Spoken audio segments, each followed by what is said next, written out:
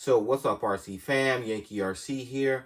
And what you can see as I have on the bench right here is this is the next project that I'm going to start working on. So this is the Mini MAXX, and what I am going to be doing next is I'm going to be upgrading my Mini MAXX. I'm not going to say to the ultimate, but I'm going to, let's just say we'll take it to the max. A little corny pun right there. So we're going to be taking this Mini MAXX to the max. Not the ultimate, but the max. There's a difference. So right here on my left, you can see these are all the upgrade parts that I've assembled that I'm going to be throwing into the Mini MAXX. And let's go over those parts really quick right here. Okay, so these are all the parts that I'm going to be upgrading inside of my Mini MAXX. And I believe, except for a couple of aluminum parts like caster blocks and steering knuckles, I believe these are all the upgrades that are currently available for the Mini MAXX. I shouldn't say all the upgrades, but these are most of the upgrades that are available for the Mini MAXX. And in my opinion, if you're going to be upgrading the Mini MAXX to Valenian power, which is what I'm going to be doing, you can see I have the motor here. I would say that most of these parts, I would say minus the light and the underbody light kit, are necessary. So let's just go over really quick what I'm going to be upgrading to. Okay, so first you're going to see we're going to be upgrading the shocks to the GTR shocks. I think if you're ever unhappy with the way that your car handles, and this goes for almost any RC car, I would say the first upgrade you should do, or the first thing you should do to try to improve the handling, would be the tires. And the second thing I would always say is, in my opinion, most of the time, is to adjust your shocks.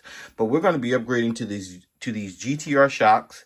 Then over here, you can see we're going to be doing with part 3458. This is the motor mount, This is the heat sink. So the heat sink will fit on side of this 3351 motor that I'm going to be dropping in here. This is the Valenian power, along with this 3S ESC right here. Let's see. On top of the motor mount and the ESC that I have right here, I'm going to be dropping these two fans on top of them. The blue one is for the ESC. The black one is for the motor. And one of the things that I will say is that if you're going to be running these things with this new Valenian power, you got to do your best to keep it cool. So that's why I'm going to be installing these fans on top of here. And once again, I shouldn't say once again, but if you're going to be installing this Valenian power, you have to get this center diff, part 10760R. This is like a must-have. A lot of people upgraded to Valenian power, and they did not put this center diff in, and all of a sudden they were just blowing their front or their rear diff out. You need this center diff if you're going to be upgrading to this Valenian power. Along with that, you can see I have the aluminum drive shaft that I'm going to be installing in there. And finally, I have this pinion gear. And this pinion gear is also a must. If you're going to do the center diff, you have to have this pinion gear. They're not compatible with the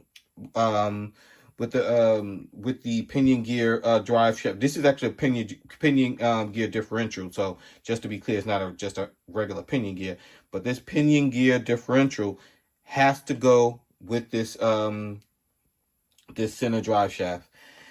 And over here on the right, finally, you can see that we're going to be installing the underbody light kit because, hey, lights are cool. We're also going to put the light kit on the body itself. Once again, lights are cool. And the last thing, and this is something that I would say, once again, if you're going to be doing with the Valenian, install the MAXX kit. It'll make your car a lot more stable, and it'll, better able to handle those high speeds that you're going to be pushing to with this Valenian power. Okay, so there you go, RC fam. Those are all the upgrades that I'm going to be throwing inside of the Mini MAXX. And now let's just take a quick look at the Mini MAXX in action out here at the park, and also at the parking lot on the asphalt.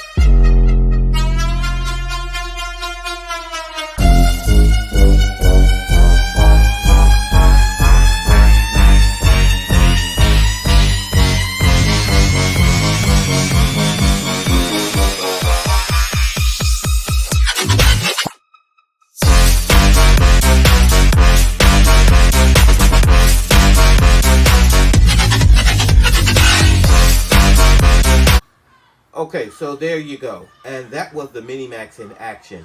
And as you can see, I topped out the Mini MAXX at about 26 miles an hour. Now, I know this is totally stock, no modifications. I know that the Mini MAXX says that it'll do 30 miles out of the box, and I think it would have done the 30 miles per hour out of the box. But I actually had this GoPro. On top of it, you can see. So I'm pretty sure that added a little to the slowing it down a little. This GoPro is, I mean, when I put this GoPro on top of my MAXX or my Sledge or my E-Revo or even my MAXX, there's a very minimal effect to, I think, the overall speed of the car. So a very small effect to the overall speed of the car when I'm using those bigger cars that are running 6S, 4S, 6S, and 8S. But on this small little 2S, I think the weight of the GoPro really affected the speed. So I'm pretty sure that advertised speed was good. So with that being said, I'm really interested to see, once I throw all these upgrades in here with the new motor and everything else, how the Mini MAXX performs with this new motor. So let's get these in.